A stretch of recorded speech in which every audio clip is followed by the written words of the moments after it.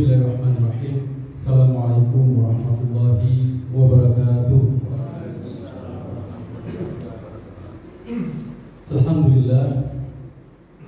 Alhamdulillah rabbil alamin. Wa bihi nasta'in ala umuri dunya waddin. Wa sallallahu ala sayyidina Muhammad wa ala alihi wa ashabihi wa man tabi'ahum bi ihsan ila yaumiddin. Amma ba'd. Alhamdulillahilladzi anzala alaina syahrul mubarak syahrul ramadan alladzi unzila fihi al-Qur'an hudan linnas wa bayyinatin minal huda wal furqan. Kaum muslimin jamaah salat tarawih dan zikir yang dimuliakan Allah Subhanahu wa taala. Pertama-tama senantiasa kita bersyukur kepada Allah Subhanahu wa taala atas limpahan nikmat karunia yang Allah berikan kepada kita. Saat ini kita baru saja melaksanakan sebuah ketaatan kepada Allah, melaksanakan salat Isya secara berjamaah. Sebelumnya kita telah melaksanakan salat Maghrib secara berjamaah. Juga selama seharian kita dalam keadaan berpuasa, mulai dari terbit fajar hingga terbenam matahari. Semoga semuanya menjadi amalan yang diterima di sisi Allah Subhanahu wa taala. Kaum muslimin dan muslimat yang dirahmati Allah Subhanahu wa taala.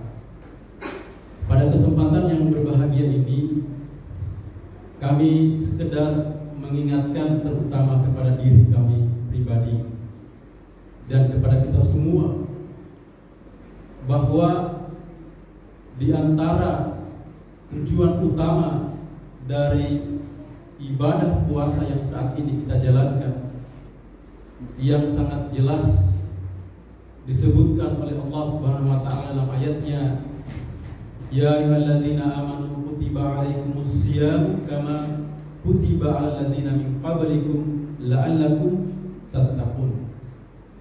Wahai orang-orang yang beriman, berpuasalah kamu sebagaimana berpuasanya orang-orang sebelum kamu, agar kamu bertakwa.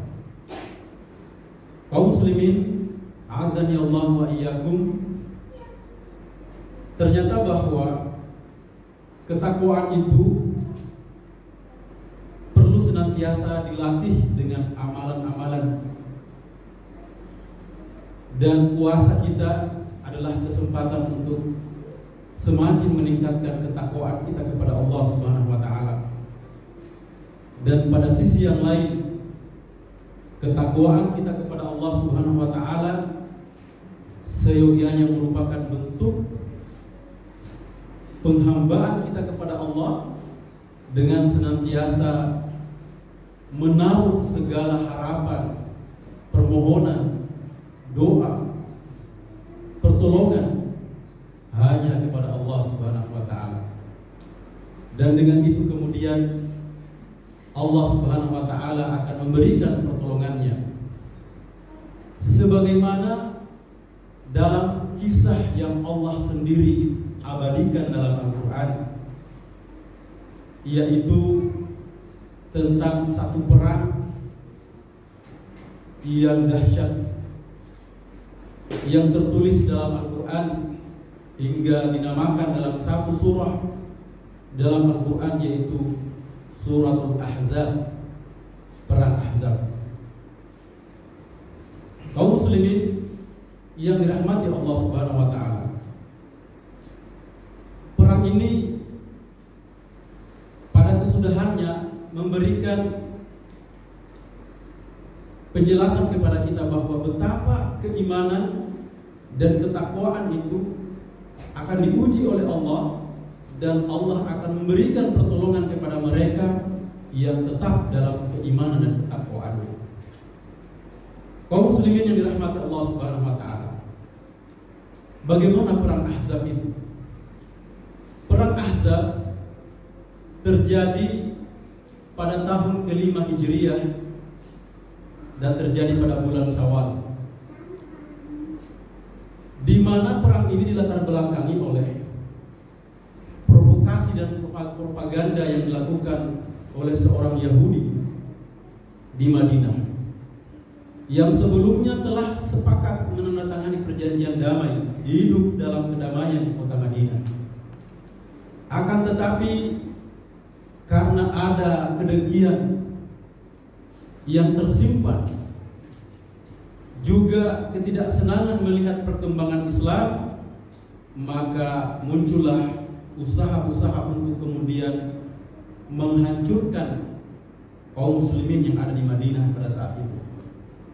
Maka sang Yahudi ini kemudian mendatangi kabilah-kabilah kufar yang ada di Jazirah Arab, mendatangi kabilah Quraisy, dan akhirnya sepakat untuk melakukan penyerangan ke kota Madinah dengan mengirimkan kurang lebih 4.000 pasukannya.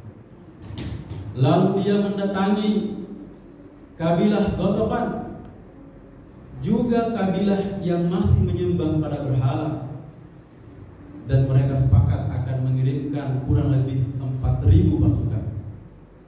Ditambah dengan Yahudi, Nasara, dan kaum munafikun lainnya, maka para ahli sejarah menyebutkan pasukan koalisi yang akan menyerang kota Madinah itu berjumlah kurang lebih 10.000 pasukan. Maka bagaimana keadaan kondisi kaum muslimin di mana Nabi ada bersama mereka pada saat itu? Saat itu kota Madinah sedang dilanda musim dingin, musim paceklik, bahan makanan menipis, kurma belumlah lagi berbuah, dan kondisi ini cukup mengkhawatirkan jika harus terjadi peperangan. Maka Rasulullah SAW kemudian memanggil para sahabatnya, mendiskusikan masalah ini, masalah yang menjadi perhatian serius Rasulullah, menguras pikiran beliau, karena memang kondisinya begitu genting. Allah Subhanahu wa Ta'ala sampai menggambarkan kondisi itu, sebagaimana Allah berfirman dalam ayatnya di surah Al-Ahzab ayat 9, Ya ayyuhalladzina amanu dzkuru nikmatallahi 'alaikum iz ja'atkum junudun fa arsalna 'alaihim rihan wa junudan lam tarawha wa kana Allahu bima ta'maluna basira. Iz ja'akum min fawqikum wa min asfala minkum wa izagatil absaru wa balagatil qulubu al-hanajira wa tazunnuna billahi zununa.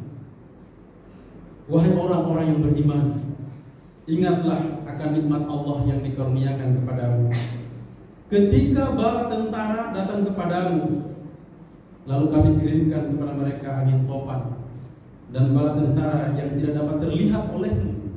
Allah melihat apa yang kamu kerjakan. Kondisi penyerangan itu atau pengepungan kota Madinah itu disebutkan dalam ayat 10 yang membuat mencekam kota Madinah. Ija'ukum min fawqikum wa min asfala minkum, yaitu ketika pasukan itu datang kepadamu dari atasmu dan dari bawahmu, dan ketika penglihatanmu terpana, terbelalak, dan hatimu menyesat sampai ke tenggorokan, dan kamu berprasangka yang bukan-bukan kepada Allah. Kondisi yang benar-benar sulit hingga menguji keimanan dan ketakwaan para sahabat dan kaum muslimin saat itu. Betapa tidak, hidup dan mati mereka dipertaruhkan pada saat itu. Maka dalam perundingan itu, dalam diskusi itu, tampillah seorang sahabat bernama Salman Al-Farisi, seorang sahabat yang berasal dari negeri Persia.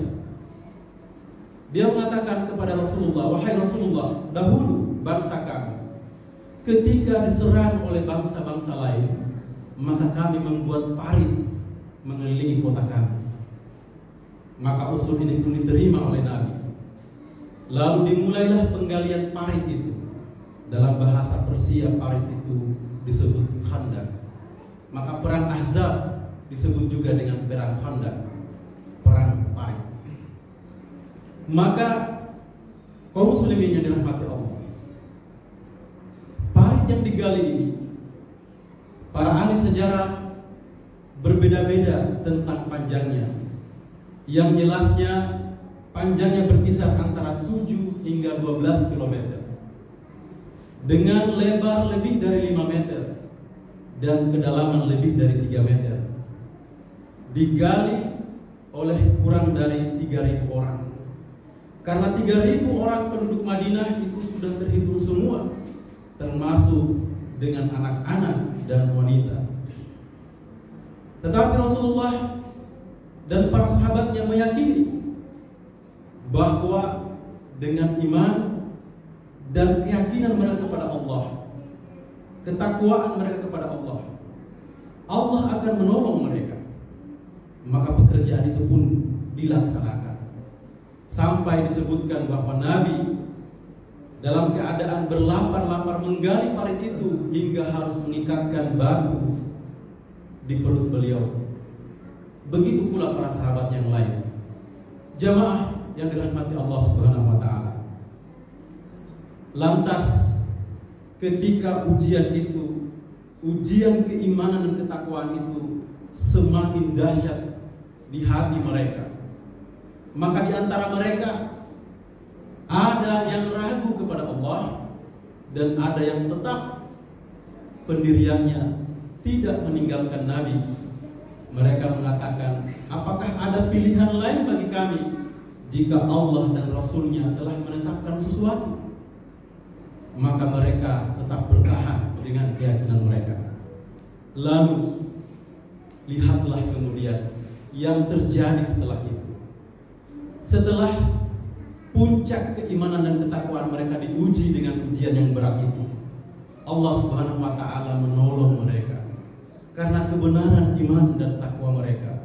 Sebagaimana Allah sebutkan dalam ayat tadi, ya ayyuhalladzina amanu idhkuru nikmatallahi alaikum iz ja'atkum junudun fa arsalna alaihim rihan wa junudan lam tarawha wa kana Allahu bima ta'maluna basira.